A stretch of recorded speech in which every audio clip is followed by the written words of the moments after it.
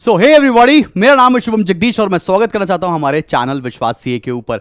आज की वीडियो में हम डिस्कस करने जा रहे हैं वो तोड़ू 30 डे स्ट्रैटेजी, जिसको आप अगर फॉलो कर लो तो सीए फाउंडेशन आपका 100% क्लियर हो जाएगा। और मैं आज के वीडियो में बात करने जा रहा हूं इकोनॉमिक्स के सब्जेक्ट की, बिजनेस इकोनॉमिक्स को कैसे टैकल करें जिससे आपका सीए फाउंडेशन फ्लाइंग कलर्स के साथ पास हो सके। तो मेरे पास तुम्हारे लिए सिंपल 4 स्टेप स्ट्रैटेजी है। वो 4 स्टेप स्ट्रैटेजी है क्या? आपने कॉन्सेप्ट आने चाहिए। जो भी कॉन्सेप्ट्स आपको चाणक्य नीति के हम लोग लेक्चर्स में प्रोवाइड कर रहे हैं, उससे आपको कॉन्सेप्ट बिल्ड करना है।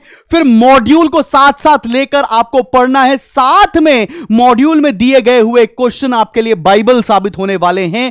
साथ में अगर आप उसके साथ लगे हुए टेस्ट भी देंगे, जो कि हम लोग देने वाले हैं आपको चाणक्य नीति प्रो बैच के अंदर, उसका भी शेड्यूल आपसे शेयर कर दिया गया है। अगर ये आप फॉलो कर लेते हैं तो आपका सीए फाउंडेशन निकलने से कोई भी नहीं रोक सकता है।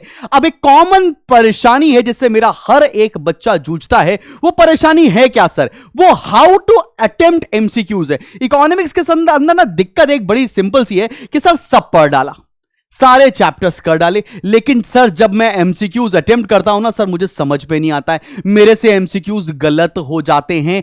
कैसे एमसीक्यूज को अटेम्प्ट करने की कोई स्ट्रैटेजी हो, वो कोई बता दे तो काम एकदम बढ़िया से हो जाएगा। तो वही डिस्कस करने आ रहे हैं, how to attempt your MCQs in the coming June 2024 के एग्जामिनेशन के अंदर। तो मेरे हिसाब से तुमको सबसे पहला क्या करना है, स्टेप नंबर 1। आओ मेरे साथ साथ जान लो, मैं लिख कर दिखा देता हूं आपको। स्टेप नंबर 1 क्या होता है? अगर आपने जैसे ही एमसीक्यू देखा, गेस द चैप्टर।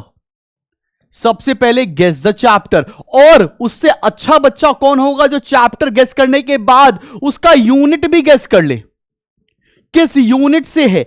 अगर आपने एमसीक्यूज देखा, आपको आंसर नहीं पता लगाना है प्रैक्टिस के दौरान, आपको पता लगाना है कि ये एमसीक्यू किस चैप्टर से है, किस चैप्टर से है, किस यूनिट से है, किस यूनिट से है, किस कॉन्सेप्ट से है। अगर इस तरह से आप उस पर्टिकुलर एमसीक्यू को डिकोड कर ले जा रहे हो, तुम्हें कोई दिक्कत का सामना करना ही नहीं पड़ेगा। तो जैसे ही कोई आपके पास सामने एमसीक्यू आता है, एमसीक्यू देखते ही चेक करो ये किस चैप्टर का है।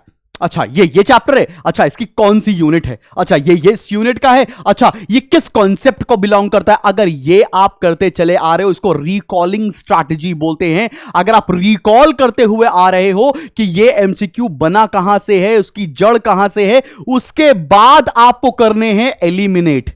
एलिमिनेट क्या करना होता है? एलिमिनेट आपको ऑप्शंस करने होते हैं। वंस यू आर थ्रू कि ये चैप्टर है, ये यूनिट है, ये कॉन्सेप्ट है, नाउ इसमें देख रहे हैं कि वो 3 ऑप्शन कौन से हैं जो हम एलिमिनेट कर सकते हैं, जो इस कॉन्सेप्ट से रिलेटेड नहीं है। इस तरह से करेंगे तो एमसीक्यूज को आप डिकोड करना सीख जाएंगे। जितना बेहतर डिकोड करेंगे आप एमसीक्यू को फंबल हो गया, एमसीक्यू को, तब उतना ज्यादा इजी हो जाएगा आपके लिए करेक्ट आंसर देना।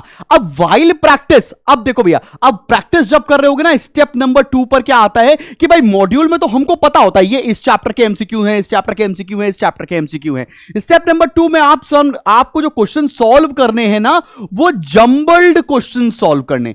जंबल्ड क्वेश्चन का सबसे अच्छा तरीका क्या होगा? वो जो हम लोग टेस्ट प्रोवाइड करेंगे, वो जो एमटीपी के अंदर है।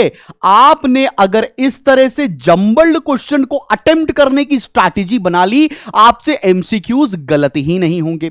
पहली बात समझ में आ रही है? आपने चैप्टर गेस करना है, आपने यूनिट गेस करनी है, कॉन्सेप्ट कौन सा है, एलिमिनेट किया, इससे आपको सही ऑप्शन मिल जाएगा। और कोशिश करो जितना ज्यादा जंबल्ड क्वेश्चन प्रैक्टिस कर सकते हो, उतनी ज्यादा आपको हेल्प हो जाएगी। जंबल्ड क्वेश्चन में ना, इससे आपको हर एक चैप्टर के मिक्स क्वेश्चन मिल जाए। कहां मिलेंगे? एक तो हम आपको टेस्ट में प्रोवाइड करेंगे, हम आपको पीवाईक्यूज में भी प्रोवाइड करेंगे, और आपको साथ साथ एमटीपी के अंदर भी जंबल्ड क्वेश्चन मिल रहे हैं। आप बस डिकोड करना शुरू करो। कमेंट सेक्शन में लिख बताना सर हाँ ये जब डिकोड करने लगे ना, तो हमको समझ में आने लगा कि ये किस चैप्टर से आ रहा है, कैसे एमसीक्यू आ रहा है। इसके बाद हम बढ़ते हैं स्टेप नंबर 3 के ऊपर। अब कुछ ऐसे क्वेश्चन हैं जो बिल्कुल आउट ऑफ द बॉक्स आ जाएंगे, जो जो क्या बहुत लर्निंग एप्टीट्यूड रखते हैं, जैसे वो पार्ट जो हिस्ट्री पर डिपेंडेंट है। हिस्ट्री बनाई से मैं इंडियन इकोनॉमी की बात कर रहा हूं, वो जो सीधा साइंटिस्ट के नेम, इकोनॉमिस्ट के नेम्स के ऊपर आते हैं, इसको तुम्हें क्या करना है, इसके एक सेपरेट नोट्स बनाने हैं।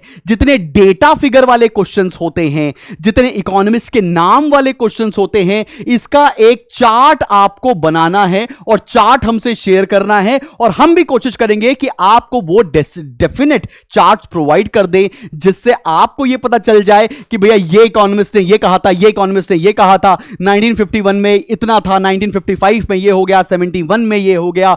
ये जो डेटा और स्टार्ट्स वाले क्वेश्चन है, इसका एक चार्ट बनाना है और उस चार्ट को रोज रिकरिंग बेसिस पर आपको रीड करना है, सो दैट आपके दिमाग में वो लेयर बाय लेयर फिट हो सके।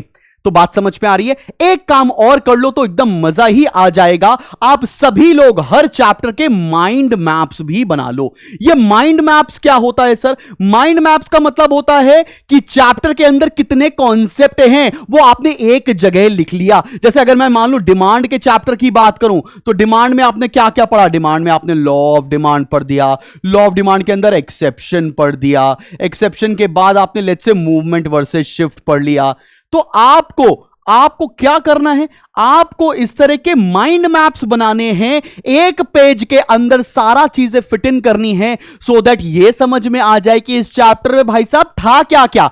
आखिरी वक्त पर भूल जाओगे कि इस चैप्टर में कौन कौन से कॉन्सेप्ट थे, तो हम पढ़ना ही भूल गए। आप माइंड मैप स्ट्रैटेजी को फॉलो करें, रिकॉलिंग स्ट्रैटेजी को फॉलो करें, एलिमिनेशन स्ट्रैटेजी को फॉलो करें, आपका 100% पहले अटेम्प्ट में सीए फाउंडेशन क्लियर हो रहा होगा। माइंड मैप्स को बनाए, chapter by chapter, unit by unit mind maps जैसे बनाते चलेंगे, आपको पूरा पूरा ओवरव्यू मिल जाएगा और अपकमिंग एग्जामिनेशन क्लियर हो जाएगा फॉर श्योर।